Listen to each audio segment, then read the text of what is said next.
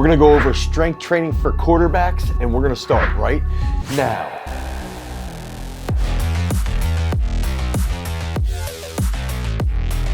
So the position of the QB has changed drastically over the last 20 years, really, essentially since Tom Brady started, ironically. We've got the standard drop back Tom Brady type QB, okay? Then we have the more mobile QB, the Patty Mahomes, the athletes who are gonna be on the move, who can make laser throws and be under duress while they're doing this, okay? So there's different types of molds of QBs. And when we're talking about that new age quarterback, we've really gotta think about what type of training is going into that athlete. What type of training do we need to focus on to improve the quarterback play? And there's a lot of different moving pieces here. If we think about a QB and what they need to do, they have to compute what is the defense that they're playing, what's the defensive scheme running, okay? And then how are they going to react to the offensive scheme? What's the predictive reaction? So there's a lot of thought process going through the brain, a lot of intent that is happening while they're gauging everything. And then they have to have these expectations in place so that if they're under pressure or they have to move out of the pocket, they can still make a good throw. So there's a ton of agility, there's a ton of transient speed that we have to focus on. And that takes us right into that first key concept that's going to be focusing on speed work. When quarterbacks are training, I believe they should be doing a ton of single leg squat. They should be doing front squats as well. They should be doing exercises that have been shown to have a good transfer to speed. We should also be bringing in accessory work that will develop that speed work. And I also feel that quarterbacks, when they're doing their speed-based training, pulling sleds, doing sprints, doing hill sprints, they should almost always be carrying a football. So that first key concept is to focus on speed work, get creative, and make sure that it's going to apply to the football field.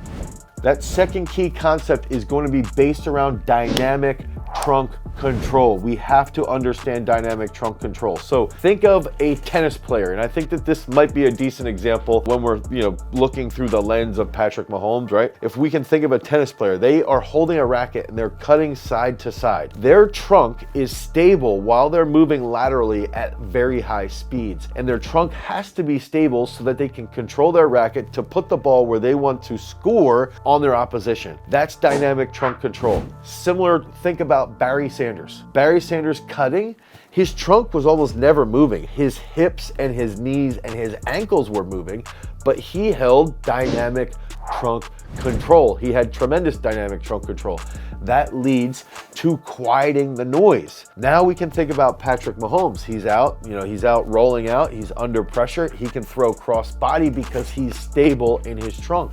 So we have to take movements that will focus on dynamic trunk control. That third key concept will take us right off of DTC.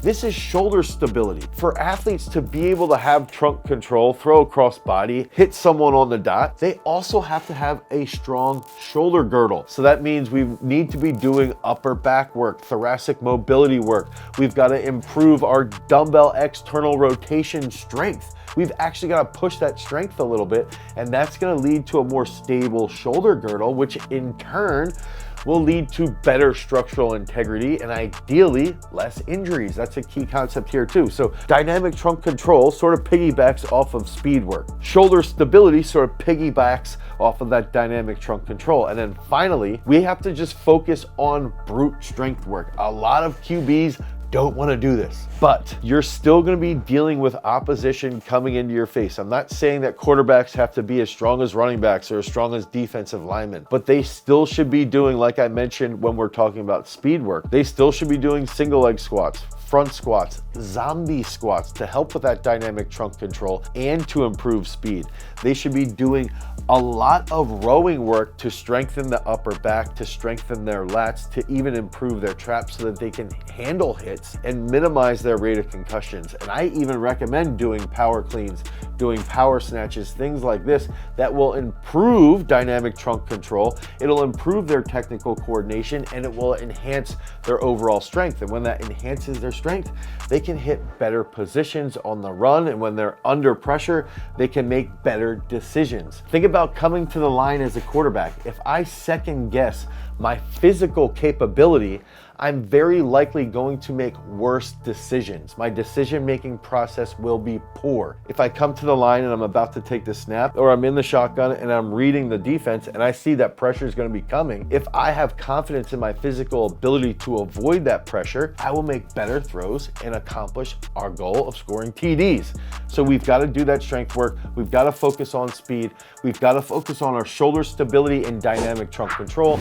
And that's the keys behind strength training for quarterbacks. If you need help with this, if you want more information on how you can become a champion quarterback, click on the link down below, head over to peakstrength.app, and you can pick up our Peak Strength app, where we design programs specifically to enhance your quarterback play and help you become a champion. Until next time, guys, peace.